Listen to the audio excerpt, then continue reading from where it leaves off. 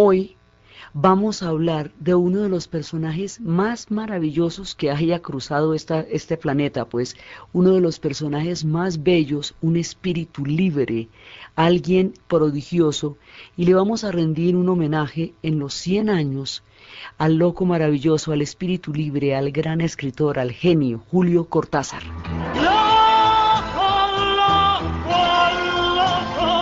Cuando anochezca en tu porteña soledad, por la ribera de tu sábana vendré con un poema y un trombón a desvelarte el corazón. Loco, como una coronata de mente saltaré. Julio Cortázar nació en Bruselas en 1914 por un accidente turístico y diplomático, como él mismo lo definía, pero es argentino, porteño, es un tipo de Buenos Aires y es un tipo del universo, es un tipo con una vigencia absolutamente impresionante porque nunca envejeció, aunque hubiera muerto a los 70 años, porque encarnó el espíritu de la juventud, el espíritu de la utopía, el espíritu de la libertad, porque introdujo la mayor libertad del juego en la literatura y la literatura en el juego, porque creó todo un estilo que era el más libre posible para el pensamiento, porque nos dio el permiso para jugar, para ser libres, porque tomó del surrealismo sus mejores espíritus y porque convirtió eso en una maestría de la literatura. Entonces, este personaje que está cumpliendo 100 años, como podría cumplir 2 o 3, porque su vigencia es absoluta por la frescura con que su corazón él contaba las historias. Casi no puede uno creer que haya tenido ninguna edad, porque precisamente por ese espíritu de juventud. Este personaje nace como dice él, en Bruselas por un accidente turístico. Nace en 1914, pero por supuesto en 1914 no era buena idea estar en Bruselas. Se van a refugiar en Suiza sus padres con él, siendo diplomáticos en ese momento, y luego van a llegar a Buenos Aires y empieza su historia realmente en Buenos Aires. Julio Cortázar va a ser traductor mucho tiempo, va a tener una formación muy sólida, o sea, detrás de ese relato maravilloso y sencillo y lúdico y de ese juego hay una formación impresionante a nivel literario, a nivel humano, a nivel lingüístico, a nivel de todo. Él es un tipo muy sólido detrás para poder crear esa literatura de juego, esa literatura que sale como si brotara, hablar como hablarían los amigos. Él ha tenido que crear un andamiaje de formación impresionante detrás. Por eso decía, Vargas Llosa decía que no hay nada más artificial que la simpleza de los textos de Cortázar, porque no tienen nada de simple, porque para poder hacer eso había toda una cantidad de estudio de literatura detrás. Y Borges decía, cuando realmente quería ufanarse de visionario, que cuando le llevaron un cuento, le llevó un joven que se llamaba Julio Cortázar para la revista Sur, él comprendió y dijo a tiempo que esa era una de las promesas de las letras argentinas y resultó ser uno de los grandes de toda la vida. Entonces este personaje va a ser traductor, entonces es un profundo conocedor de las lenguas, va a andar por el mundo, es un transhumante, es un cosmopolita, es un personaje que va a conocer muchas historias, va a ser compañero de generación también de mucha gente, va a formar parte, digamos, del imaginario más preciado de América Latina y va a ser fundamentalmente un tipo informal. Entonces cuando uno empieza a hablar de Julio Cortázar, tiene que quitarse los zapatos, tiene que ponerse pantuflas, hay que abrir la ventana. Era un tipo que adoraba a los gatos, que amaba profundamente el jazz. El jazz era su referencia de improvisación y era lo que lo hacía, digamos, sentirse libre. Cuando él escucha el jazz, él siente con los elementos del jazz y de la improvisación que está vibrando, mucha parte de su obra está dedicada a contar también cómo es que a él le gusta el jazz y cómo es que a él le gustan las trompetas. Él tocaba trompeta, pero nunca nadie lo oyó, pero la tocó, siempre la tocó. Él siempre amaba el jazz.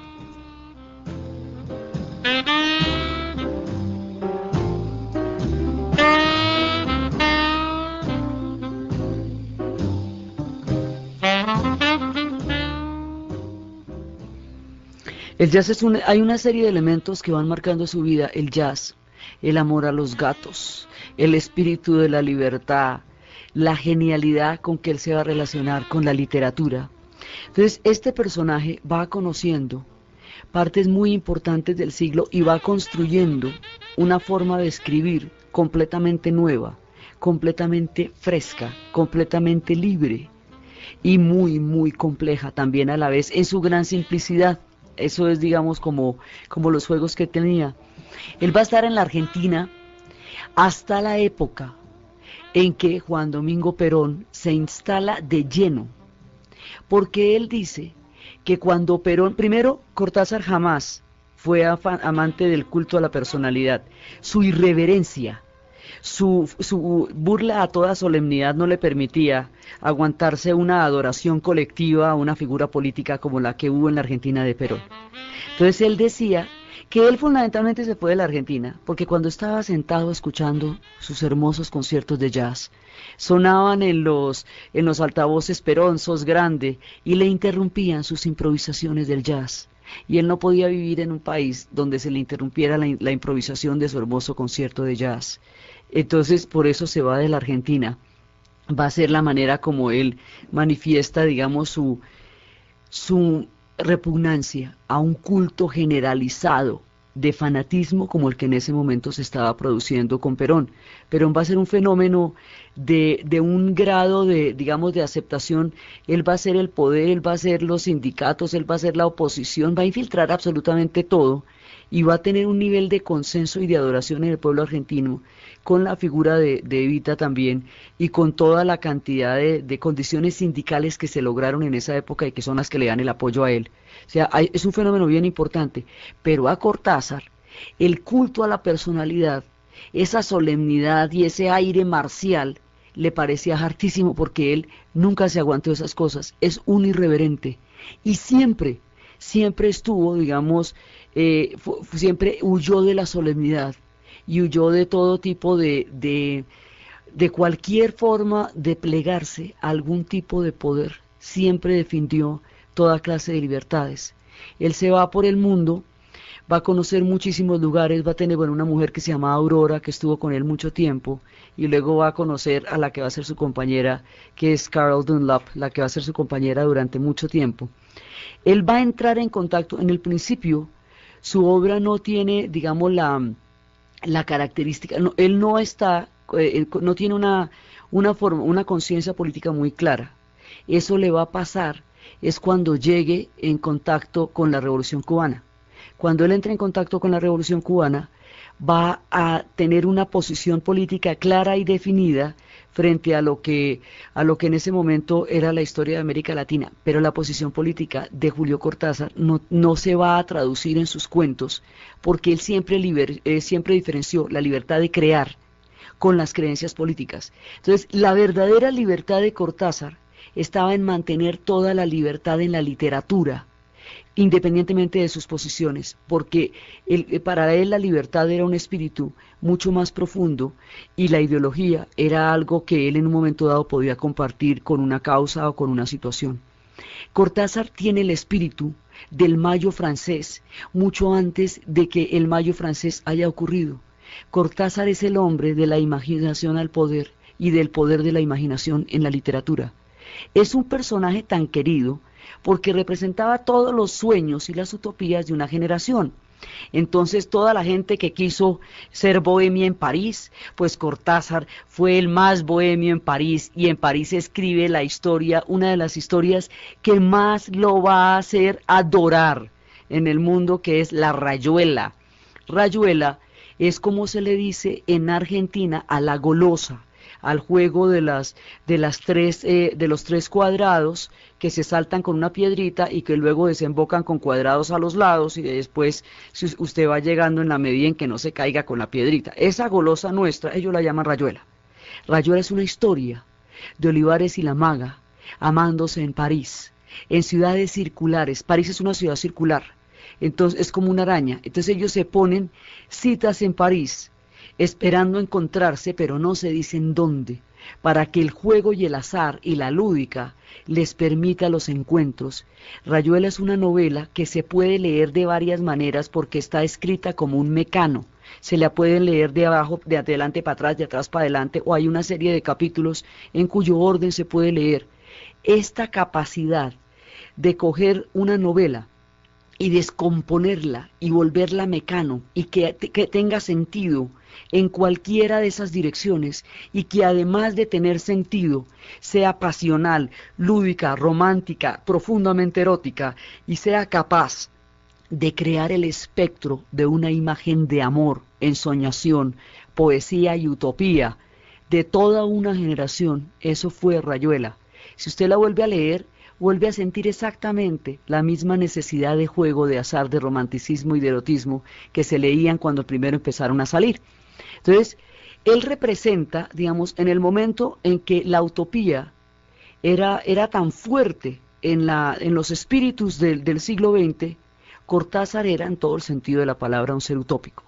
Porque es un espíritu libre, es un tipo romántico, es un tipo capaz de creer profundamente en las más grandes causas, pero a la vez es un tipo descomplicado, informal.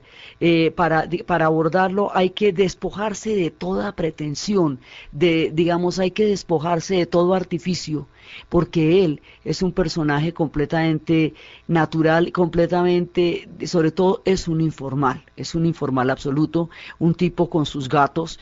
Él hablaba de los gatos, dice que los gatos, si uno les enseña partituras, pues ellos pueden tranquilamente aprenderse unas 4 partituras, pero si los deja solos, pues son capaces de inventarse otras 3 para diferentes perros amigos, mostrando de esa manera su increíble, la increíble astucia y la capacidad de los gatos.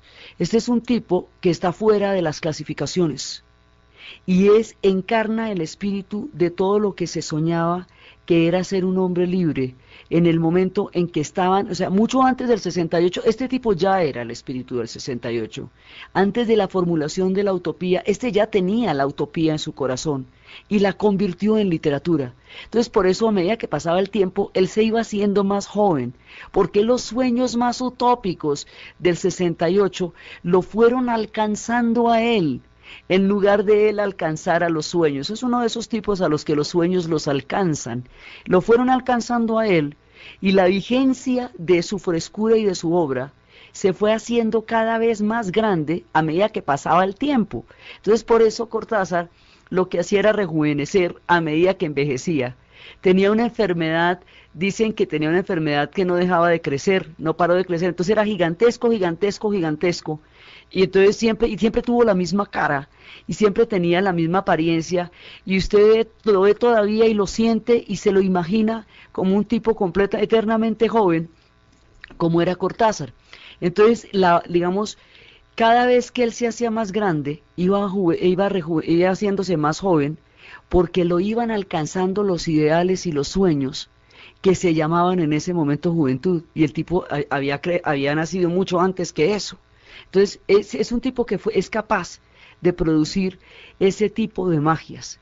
Entonces Cortázar va a ser un tipo completamente, digamos, simbólico de lo que puede ser un mundo creativo, libre y lúdico. Una de las cosas que tenía, digamos, que es muy importante en toda su literatura es el permiso para jugar, el juego. Él va a convertir el juego en algo sublime, lo va a elevar a una de las categorías más impresionantes, y el juego va a ser la estructura de su obra.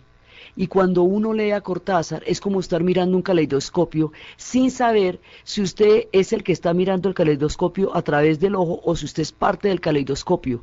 Las figuritas se descomponen, juegan unas a otras, como se descomponen los capítulos de la novela de Rayuela. Él puede hacer que lo cotidiano se vuelva completamente extraordinario, simplemente por la manera como lo describe, y puede hacer que lo extraordinario se vuelva completamente cotidiano y no produzca el más mínimo asombro, mientras que lo que produzca el asombro más absoluto sean las cosas cotidianas. Logra alterar la realidad, crear planos diferentes en los cuales uno se mueve cuando lo lee, pero sobre todo le da permiso al cuerpo y al alma para jugar. O sea, es un espíritu que le permite a usted entender que contra esa adultez en donde, ¿qué es lo que es tan grave de crecer? Digamos, lo grave de crecer es el sentir que ya no hay permiso para jugar.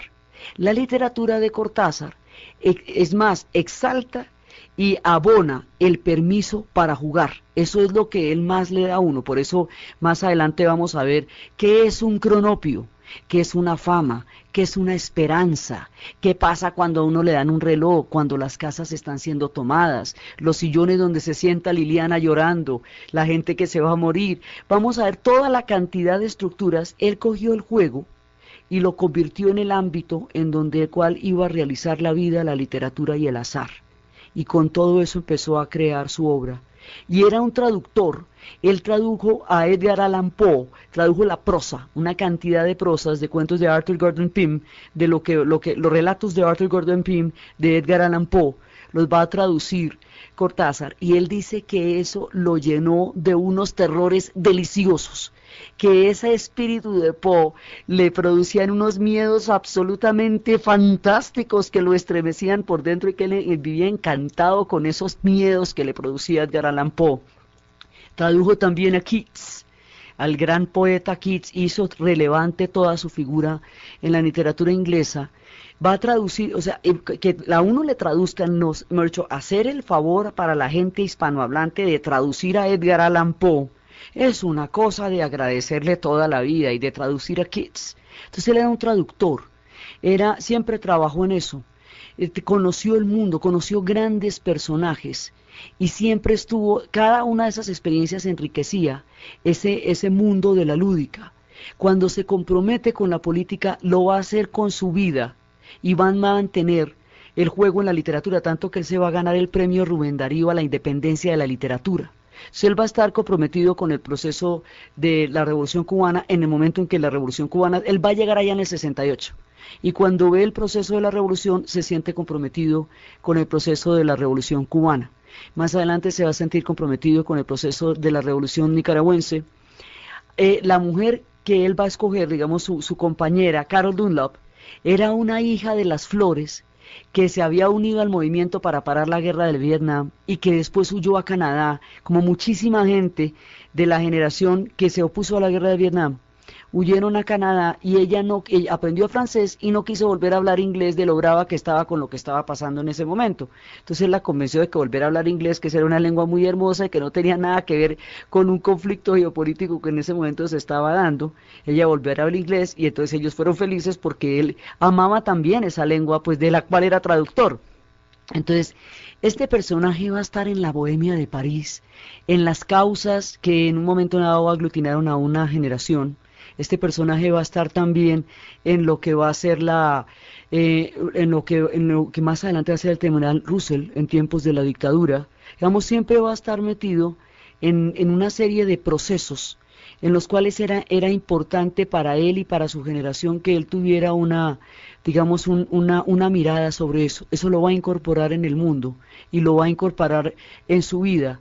Pero siempre la literatura la va a dejar dentro del espíritu de lo que va a ser para él la libertad.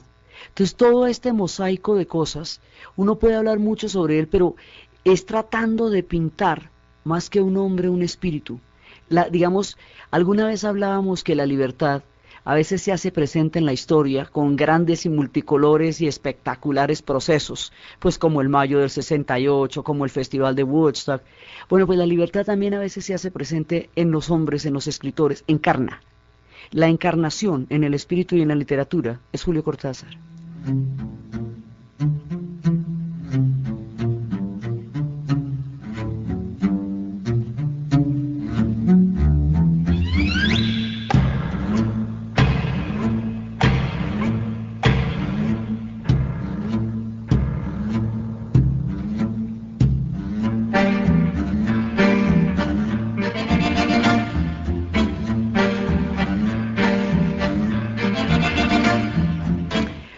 Julio Cortázar le rendía un homenaje muy grande a Antonin Artaud y a los surrealistas. Y cuando le preguntaban por qué, él decía que todo el mundo, dicho, a la gente le gustaba decir que el espíritu del surrealismo había muerto, que eso ya había pasado de moda. Entonces él decía, imagínense si nosotros descartamos las vanguardias, Si decimos que pasó de moda lo que ha buscado la libertad, entonces decimos que quedamos en la misma situación de las generaciones anteriores a las rupturas. Entonces hemos dicho, cuando usted le baja la caña a las vanguardias, lo que está haciendo es exacerbar las épocas más conservadoras, las tendencias más autoritarias y reivindicarlas por la vía de bajarle la caña a los sueños y a la utopía, ¿me entiende? Entonces, ¿usted cómo va a hacer eso? ¿No ve que de lo que se trata es que avancemos hacia una mente, un mundo y un corazón más libre y no al revés? Entonces, cuando usted le baja la caña a las vanguardias, pues se baja la caña a sí mismo porque le está dando la razón a todos los que dijeron que no había derecho a soñar. Por eso él reivindicaba a Antonin Artaud y por eso reivindicaba a los surrealistas y por eso es importante reivindicarlo a él en el mismo plano, exactamente por la misma razón. Él cuenta historias y se describe. Su padre lo dejó cuando tenía 6 años y no lo volvió a ver nunca más, hasta el día en que se murió en Córdoba. Y bueno, con ese cuento le tocó cargar. Él describe cómo era su madre, dice que era imaginativa y con una visión, una cierta visión del mundo, que no ella no era culta, dice, pero era incurablemente romántica, y lo inició en las novelas de viajes, y lo inició en Julio Verne. Y entonces él empezó a mirar todo esto. Y él va describiendo como pedazos de cómo era él. Dice, fui enfermizo, tímido, con una vocación por lo mágico y lo excepcional, que me convertirían en la víctima natural de mis compañeros de escuela más realistas que yo. Pasé mi infancia en una bruma de duendes, de elfos, con un sentido del espacio y del tiempo distinto al de los demás.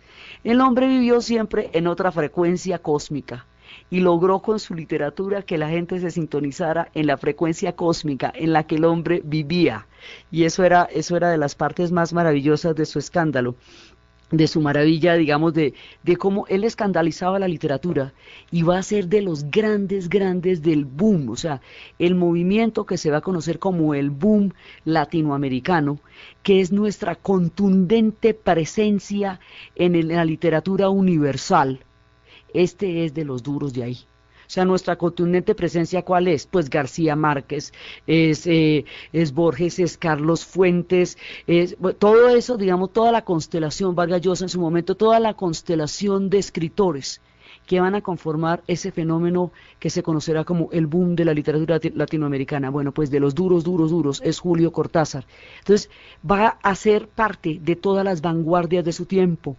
Después, cuando la dictadura va a integrar el Tribunal Russell, que es el juicio moral, ya que no se podía en ese momento político de ninguna manera a lo que eran los horrores de lo que en ese momento estaba pasando en la dictadura. Era un tipo progresista en lo que se entendía por progre en ese momento, digamos, y era progresista por utópico, por soñador, por libertario, no por dogmático, sino porque era así su corazón. Entonces él va describiendo cómo era, dice, me escandaliza que mis amigos rechazaran el caso de Wilhelm Stoll. Si alguien ha escrito un hombre invisible, no bastaría para mí que su existencia fuera irrefutable. Dice que cuando alguien empieza a dudar de las criaturas invisibles, él se escandaliza de que se dude de aquello que no se pueda ver, y por eso mismo se le llame, él dice que por eso mismo se le llamará irrefutable. Y él se va metiendo en esos intersticios de la imaginación y va creando su mundo y sus personajes. Entonces su mundo está conformado por una cantidad de cuentos. La novela de Rayuela, la novela de toda una generación. Lo más curioso además con Rayuela es que él no era populista, él nunca la escribió para que la juventud lo quisiera. Fue la juventud de que alcanzó a la Rayuela. Él nunca lo hizo con la intención de convocar. Fue la intención de convocatoria la que llegó, digamos, la convocatoria llegó a su obra simplemente por los espíritus que estaban ahí. Entonces, él tiene una cantidad, una manera de tratar los monstruos del corazón humano que dice que no necesariamente son repugnantes, que simplemente son espíritus profundos, y trata en su juego, también trata situaciones muy fuertes del alma. Uno de los cuentos más, tal vez más conocidos de él, y que es un homenaje al jazz, y es un homenaje con mucho cariño y tristeza, a una persona que estaba en un estado de llevadez y decadencia, va a ser El Perseguidor. El Perseguidor es dedicado a Charlie Parker. Y Charlie Parker, uno de los músicos más geniales de la historia del jazz, se va a consumir en un proceso de autodestrucción imparable. Y todo el mundo le trata de dar la mano y nadie lo pudo ayudar. El relato de esta decadencia trágica de Charlie Parker es el perseguidor, y como ya no tenía el saxofón, lo había perdido en el metro, ya nadie le prestaba los saxos porque había botado los saxos, los empeñaba o se paraba encima de ellos y los destruía, digamos, la manera como él va narrando ese espíritu, es como una visita donde él llega, a donde está el personaje con Dee, o sea, un personaje que él crea que en realidad es Charlie Parker, que es el perseguidor, y lo ve, y el hombre está en el cuarto llevado, totalmente enfebrecido, está ahí, y él recuerda qué tan genial es ese personaje, y que digamos, la comprensión y la tristeza de ver a este hombre capaz de hacer sonar la trompeta de una manera absolutamente genial, consumiéndose en un algo del cual nadie lo podía sacar. La descripción es larga, densa y es fuerte de la manera como se va consumiendo Charlie Parker en el perseguidor.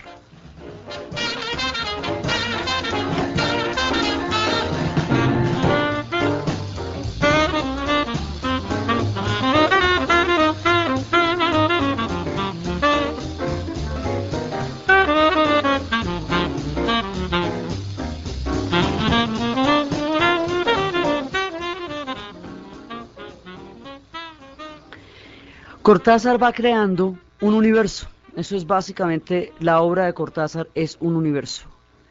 Y en ese universo pasan cosas extraordinarias, pasan cosas como una casa, uno de los cuentos, una casa donde había dos hermanos, esos dos hermanos no se casaron nunca, ellos tienen la teoría de que la casa no los permitió casarse nunca, heredaron una casa, ella tuvo dos pretendientes a los que dejó, no se sabe muy bien por qué, el otro tuvo una mujer con la que se quiso casar y se murió y nunca le paró más bolas, entonces ellos terminaron los dos hermanos viviendo en la casa, y en la casa se van a quedar y van a convivir ahí como un matrimonio de hermanos. Además era la única situación en la cual ellos podían vivir como, pues como una especie, ellos no eran un incesto, pero tampoco no lo eran, era algo así como un matrimonio de hermanos. Se quedan en la casa. De pronto por las noches, es una casa grandísima, grandísima, grandísima, como de 8 habitaciones, una cosa gigantesca que tiene dos alas grandes que están, en las cuales está dividida la casa. Y de pronto, por las noches, cuando no hay electrodomésticos, cuando no hay ningún tipo de ruidos, se escuchan unos murmullos, unas voces. Esos murmullos se van tomando la casa, poquito a poquito, y cada vez se van tomando más. La habitación del fondo, donde se van tomando la casa, ya no se puede entrar. Entonces dicen, mira, están en la habitación del fondo, ¿cómo te parece? Entonces, al otro día están más adelante y de donde van llegando los murmullos van saliendo los dos hermanos, el hermano y la hermana, y hasta que de pronto van a quedar en el ala en la otra ala de la casa, porque ya hay un ala completa que está tomada por los murmullos. Entonces, por ejemplo, van a encontrar algo, van a buscar las tijeras y no las tienen y dice, se quedó en el otro lado, ¿viste? Bueno, así empiezan a extrañar cosas, como la enciclopedia francesa que tanto le gustaba a él, quedó en el otro lado. Bueno, habrá cosas que se pierden en la vida, ¿qué le vamos a hacer? Entonces, van extrañando cosas y las voces avanzan, avanzan, avanzan, y ellos van siendo acorralados por las voces, por los murmullos.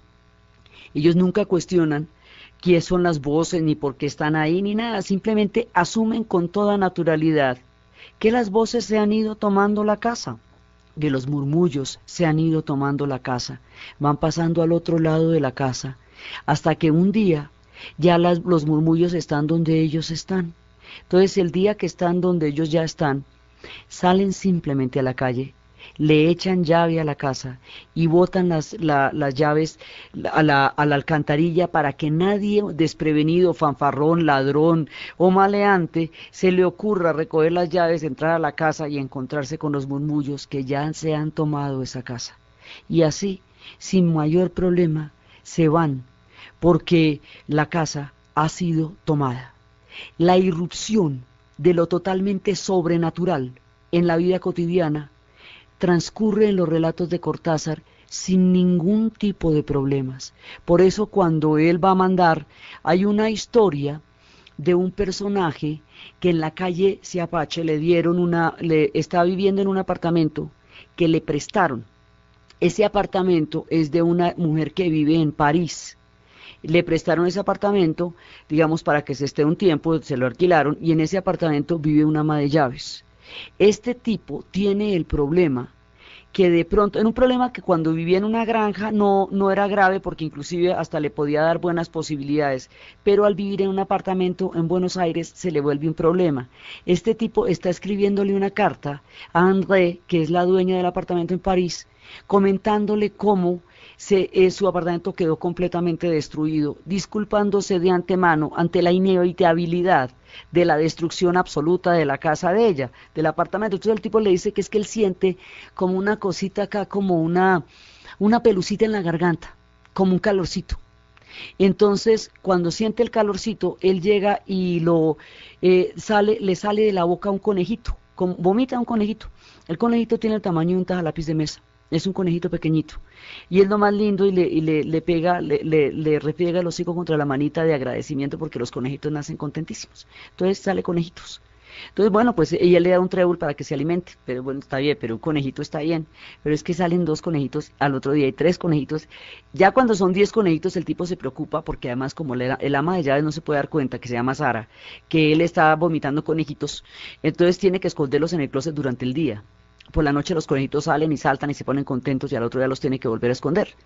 Entonces, en algún momento ya cuando son 10 conejitos, el tipo se empieza a preocupar porque ¿qué va a hacer con los conejitos? Esconder 10 conejitos entre un closet para que la ama de llaves no se dé cuenta que hay conejitos, que él ha vomitado como una pelucita blanca, es una cosa bastante complicada. Entonces él lo que va a hacer es, piensa en matar al siguiente conejito, pero ¿cómo lo va a matar si el conejito sale todo contento y le pone la naricita contra la mano y todo? Eso no se puede. Entonces el tipo piensa que la cosa va a quedar así. Y los conejitos han ido destruyendo la casa y él le va relatando en la carta de disculpas cómo los conejitos empezaron a comerse la casa. Ojalá no extrañe los 2 primeros tomos de la enciclopedia francesa, esa vieja que tenía ahí, que ya los conejitos se comieron los 2 primeros tomos. Entonces ella en ese momento le está describiendo en la carta cómo se fue destruyendo todo y al final le cuenta que él definitivamente no va a poder dejar de tener conejitos, que eso en la granja no era problema porque los vendía y como los conejos se reproducen tanto, pues nadie se sospechaba que era que él vomitaba conejitos. Entonces él definitivamente entiende que no va a dejar de vomitar conejitos, que ya destruyó el apartamento de la pobre André que de tan buena fe se lo había dado, que es inevitable que Sara se dé cuenta que él vomita conejitos y que por lo tanto ha tomado una decisión y es que se va a suicidar para no seguir teniendo conejitos y lo tiene que hacer en la madrugada antes de que salgan las rutas de los colegios porque eso sí queda muy horrible que lo vayan a ver. Y entonces lo que empieza siendo una carta de disculpa por la situación de tener conejitos va a convertirse en una carta de suicidio a una señorita en París. El cuento se llama Carta a una señorita en París porque él le comenta lo que pasó con el incidente de empezar a vomitar conejitos y empezarle a llenar el apartamento de conejitos. Así van apareciendo los personajes de Cortázar. Cortázar empieza a desarrollar un mundo que es el de los cronopios y las famas y las esperanzas. Historias sobre cronopios y famas.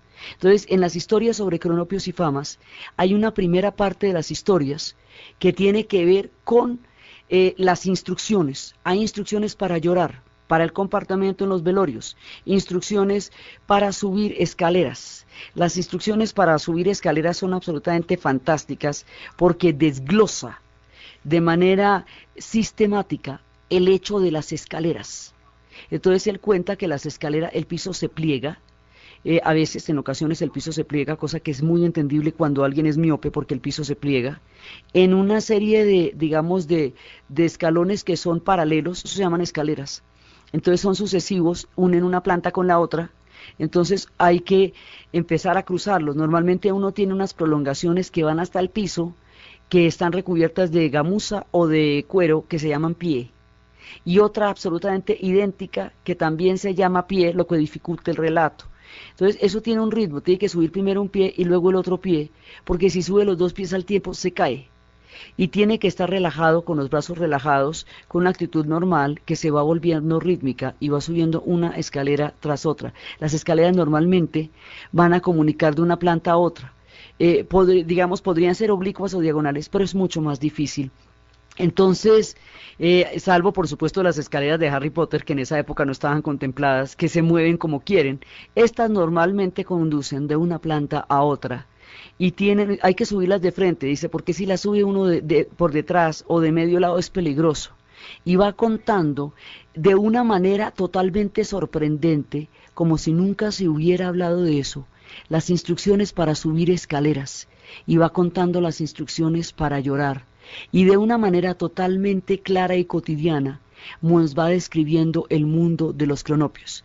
El mundo de los cronopios, las famas y las esperanzas, esos seres húmedos que son los cronopios, que sienten profundas vergüenzas de sus padres, que a su vez también sentían vergüenza de ellos, esos seres ganadores que son las famas, y esos seres bobos que son las esperanzas, y muchas otras historias de vampiros que consumieron señor jugar, para darnos el permiso para soñarlo antes de empezar nuestra nueva serie que nos va a llevar al Brasil.